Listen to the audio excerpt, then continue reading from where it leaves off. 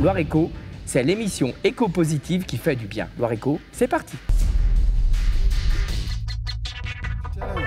Et Gilles, vous nous aviez présenté déjà il y a quelques années cette société en disant ça veut devenir une franchise. On avait vu, ils avaient déjà démarré leur réseau de franchise et c'était en développement et là ça a vraiment pris une ampleur. On voyait déjà une communication, importante. quelque chose de novateur, quelque chose d'innovant, quelque chose de bien cadré, quelque chose qui était fait pour pouvoir rayonner partout en France, Paris gagné. Et ça fonctionne effectivement. La compagnie des déboucheurs, donc société spécialisée dans l'assainissement et le curage des canalisations, qui a vu le jour à Saint-Éan en 2016 à l'initiative de deux amis d'enfance, donc Benoît Magan et Grégory Bonhomme.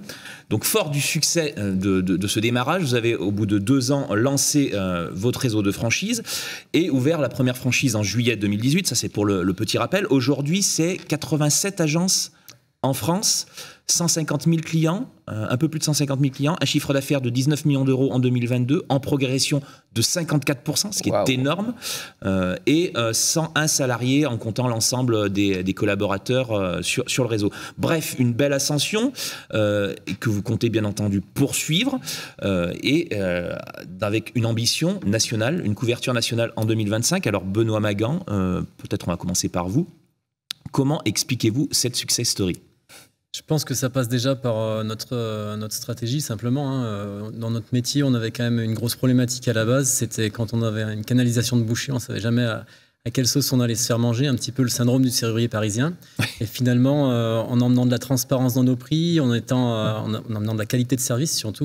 C'est des forfaits. On sait d'emblée ce que ça va nous coûter. Il n'y a pas de mauvaise surprise. Non, il y a 3 forfaits qui sont assez simples à comprendre. Pas de frais de déplacement, pas de majoration soirée week-end. La prise de rendez-vous se fait dans les 20 minutes. Donc voilà. Et puis surtout, ce qui pèse aussi, je pense, c'est qu'on audite chacune de nos factures avec une boîte qui est aux normes AFNOR. C'est pas Trustpilot ou une autre boîte, on va dire, étrangère qui surfe un petit peu avec les lois de la DGCCRF. Donc là, on est assez carré, 9,9 sur 10, 40 000 avis clients positifs. Donc c'est quand même plutôt pas mal. Oui, les chiffres parlent d'eux-mêmes. Alors parlons chiffres, justement. 87 agences aujourd'hui. Combien de nouvelles agences franchisées comptez-vous ouvrir cette année et puis peut-être dans les années à venir pour atteindre cette envergure et cette couverture nationale ? Alors cette année, ce sera 18 ouvertures.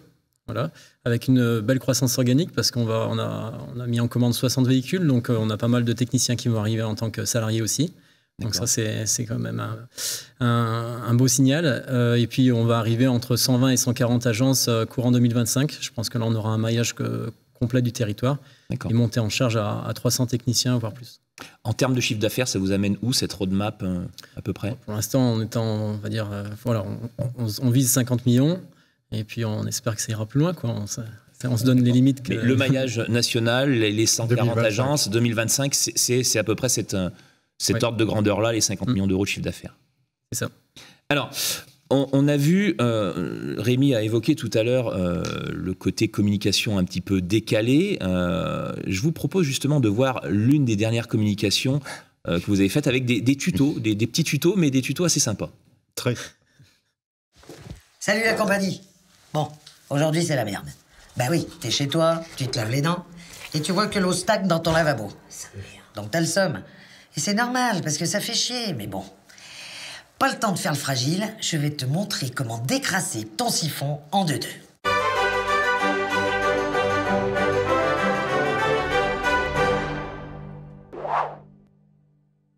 T'ouvres ton placard sous le lavabo. Tu prépares ton seau. Tu dévisses ce bitouniou.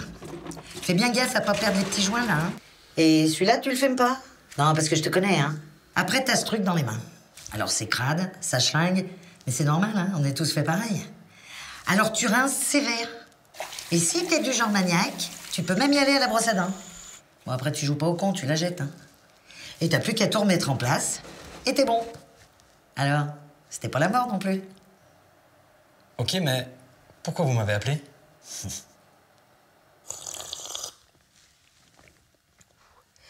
Tu vas à la salle un peu, hein? Non, parce que t'es tanké, en vrai.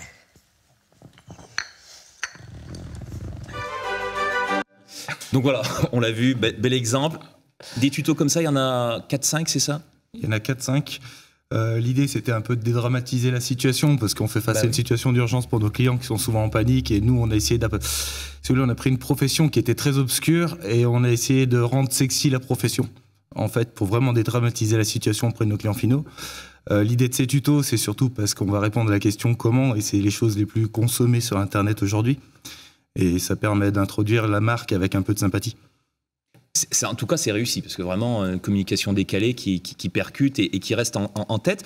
Alors, on va revenir sur le développement du réseau de franchisés. Le plus dur, c'est finalement pas de recruter des franchisés, mais c'est plutôt de les former. Jusqu'à présent, vous faisiez ça depuis votre siège social à Saint-Éan, mais là, avec l'expansion en cours, on imagine que vous allez être un petit peu à l'étroit. Donc, vous avez un projet de déménagement d'un nouveau siège social qui fera aussi centre de formation. Expliquez-nous, et quel est le montant de l'investissement derrière ? Donc effectivement, depuis le mois de mai 2022, on a investi dans les locaux des anciennes écuries du château de Saint-Bonnet-les-Oules, qu'on est en train de réhabiliter pour pouvoir accueillir nos futurs locaux, parce qu'on avait besoin d'espace. Très clairement, la compagnie des boucheurs, c'était 2 personnes jusqu'à 2020, 14 embauches depuis mai 2020. Donc on est un petit peu à l'étroit dans nos locaux actuels, et on avait besoin d'espace pour pouvoir accueillir tous nos téléconseillers, parce qu'on traite 100% des appels clients. Toute notre animation réseau, qui aujourd'hui, c'est 2 personnes, bientôt 3, qui rayonnent sur toute la France pour aller aider nos franchisés à se développer et à maintenir leur croissance. Tout ce qui est aussi communication, parce que ça prend du temps et ça a besoin de personnes pour toute notre communication. Donc oui, on avait besoin de ces nouveaux locaux. C'est un investissement, grosso modo, à hauteur de 2 200 000 €. Et ce sera un bel outil, parce que en fait, on forme, on reçoit nos franchisés qui sont logés. C'est ça, tout le monde va venir du coup à Saint-Bonnet-les-Oules pour être formé, pour prendre son poste après avec son petit camion et partir sur les routes de France. Exactement. Ça fait partie. Les bureaux sont un outil à part entière de notre politique, en fait. Si vous voulez, tous nos franchisés vont subir une formation en nos locaux, on les loge. Ça leur évite d'avoir beaucoup de stress, comment se loger pendant le renouveau. C'est une remise en question complète de sa vie professionnelle, de sa vie familiale. On leur évite ce stress en les accueillant complètement et à part entière dans nos locaux. Et ça leur fait partager toute l'expérience compagnie des boucheurs. Ça leur permet de s'imprégner de la marque à 100%. J'ai cru comprendre qu'il y avait une piscine dans les anciens locaux. Est-ce qu'il va y avoir aussi une piscine dans les nouveaux ? Il y a toujours une piscine dans les locaux de la compagnie des boucheurs. Bon. On a besoin d'eau, ça fait partie. C'est un moyen aussi de les former aux problématiques de canalisation. Ça fait partie de la marque employeur surtout, et ça attire aussi nos intégrés, nos employés actuels. On a une philosophie de l'entreprise qui est différente de ce que nous avons connu dans nos anciens métiers tous les deux. Ouais.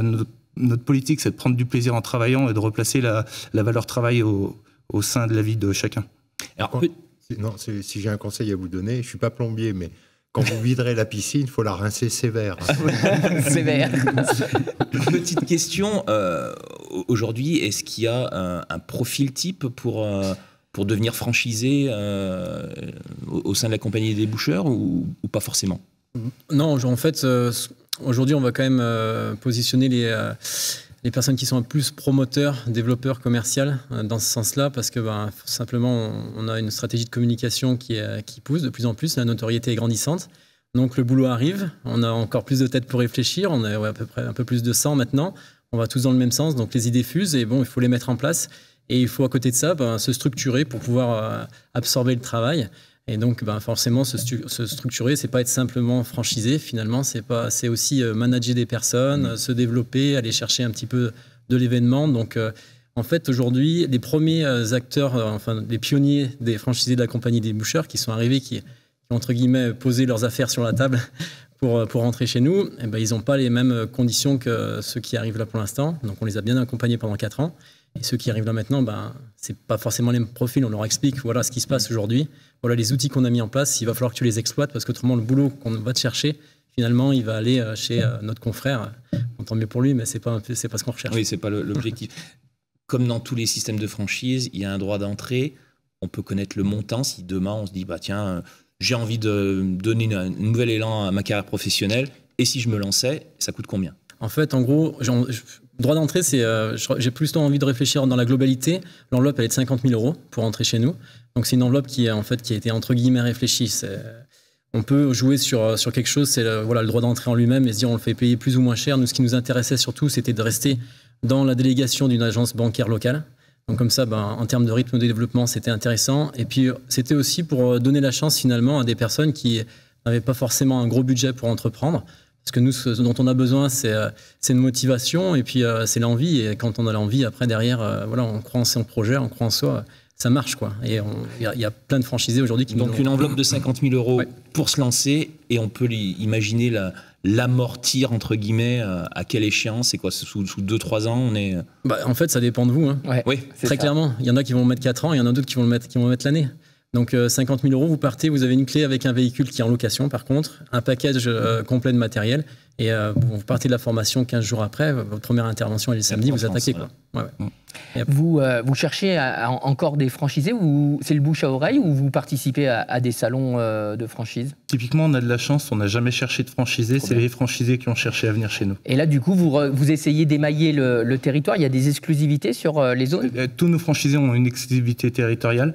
Après, on n'a jamais cherché à amener de politique de recrutement, on n'est jamais allé chercher à pourvoir certains endroits. Ça s'est fait naturellement, et après on a un maillage qui se fait par les fêtages d'huile. Forcément, on a les grandes villes qui se sont manifestées en premier, parce que c'est là où il y a la diffusion internet est la plus importante, normale. Et la diagonale du vide qui se dessinait, aujourd'hui le maillage territoire est en train de se densifier tout seul. Ce qui est assez intéressant finalement, c'est qu'au départ, quand on n'avait pas de notoriété, finalement c'était les annuaires de franchise qui nous amenaient des leads. Et aujourd'hui, finalement, c'est la recommandation. Donc des franchisés qui connaissent de la famille dans le sud, par exemple, qui vont dire ah ben tiens, je bosse ici, machin, etc. C'est top, je m'éclate. T'es en reconversion, vas-y, quoi. Donc ça, aujourd'hui, c'est quasiment 60 ou 70% des contacts qu'on a pour les candidatures. Voire même d'anciens clients. Ouais. La meilleure des pubs. Des clients qui deviennent des bouchers. Très bien. Merci beaucoup. Merci Gilles. Encore un bon tuyau.